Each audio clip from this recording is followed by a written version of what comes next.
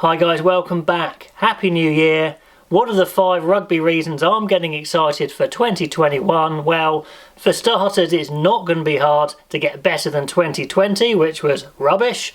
But reason number 1, the return of the fans. Now in the Northern Hemisphere, we've been without fans, we've had a few here and there, but we really haven't had any atmosphere in the games.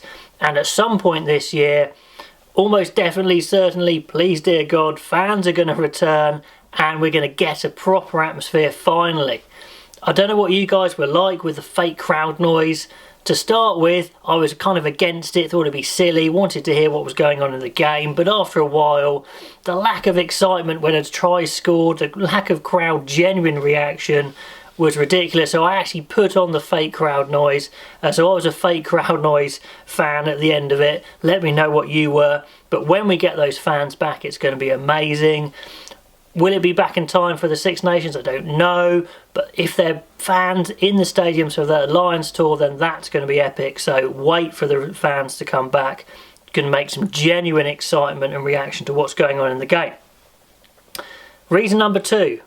The Six Nations this year is all going to be about line selection. Now, I don't care what players say, you're going to hear these lies in interviews, like I'm only concentrating on playing for my country, I haven't even thought about the Lions.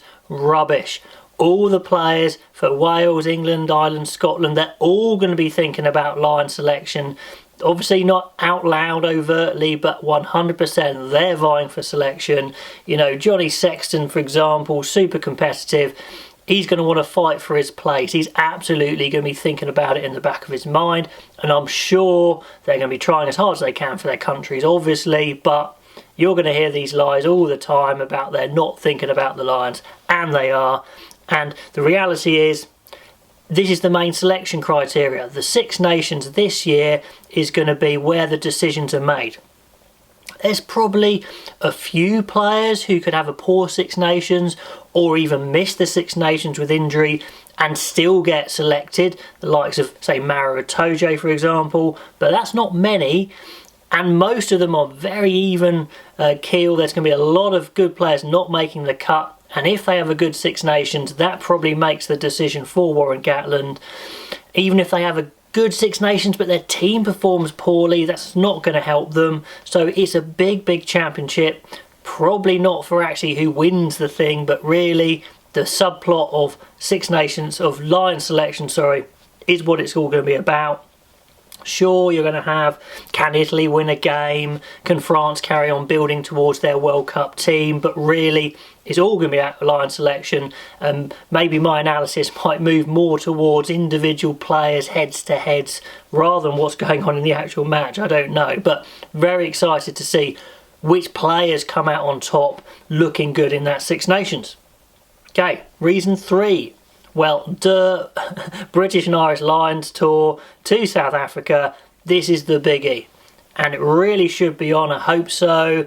I mean, with the multiple vaccines out now, you'd hope by then it should be absolutely fine. Touch wood. But anyway, 3rd of July it kicks off in South Africa. I think there's a warm-up before then. All the way through to the 7th of August. So a long time, a big, month of rugby there. It's going to be amazing. I mean, in 97, the Lions won in a thriller. In 2009, the Springboks went 2-0 up and got the series sewn up, even though the Lions thought they let one go because they thought they could have nicked it. So really, essentially, it's 1-1 in the modern era, in the professional era. And this is kind of like a decider Lions tour. Absolutely brilliant. South Africa World Cup champions at home. They are 100% not champions, they're 100% favourites. So let's see. And you've just got to look forward to the excitement of the non-test games when players are basically fighting for their test spots. Sure, you can say individually they're exciting games, but really it's all about fighting for that test team, getting in there. And then when it comes to the tests, can the Lions come together as a team quickly enough to show their full potential and give the Springboks a run for their money? So it's just super exciting. I'm pretty sure it's going to happen. I think COVID should be, touch wood, under control enough by then for it to happen with fans as well. Let's see. Really looking forward to it anyway. Another reason number 4, maybe people might not have realised this, but on September the 18th we have a World Cup. The women's version is going ahead on September the 18th in New Zealand. What a great place to have it. England are just about world number 1s on the points ranking, but New Zealand are at home. New Zealand are current holders. Out of the last 7 World Cups, New Zealand have won 5, England 2. So really, New Zealand are massive favourites going in there.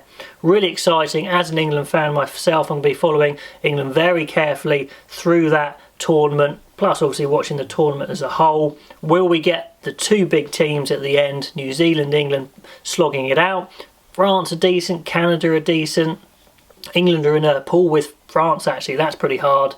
Australia are in with New Zealand, which will be a good game, but New Zealand should be fine there. Then Canada are in a fairly easy-ish pool.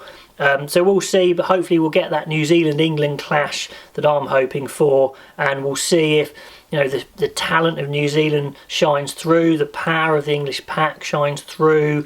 You've got, the women's game has improved so much over the last decade. The England team now fully professional. It's good rugby to watch. Right. Last reason is a bit of a weird one, I guess, but there's a big mix-up in the leagues, in the world leagues this year. We're looking like we're going to get the Pro 16 with the big South African teams coming in, the Stormers, the Bulls, the Lions, the Sharks. And it's just going to shake up that Pro 16 so much. Teams are going to have to raise their game. It's going to generate interest, certainly from me, as an outsider, as a fan of English teams rather than watching Pro 14 teams all the time. I'm going to get more excited about it. Let me know if you are as well. And then how is that going to affect Super Rugby? How are they going to reorganise? Is this the time where a Pacific team emerges free from political influence and corruption and well-funded? Maybe I'm a dreamer, I don't know. But what is Super Rugby going to look like? Can they get that right? Because that could be a great product if they get that right as well. Anyway, those are my 5 reasons to get excited for 2021. It should be a much better year than 2020. Please let me know what your reasons are to get excited. What have I missed? What are the things that you're looking forward to the most? Anyway, guys, Happy New Year again, and I'll catch you next time.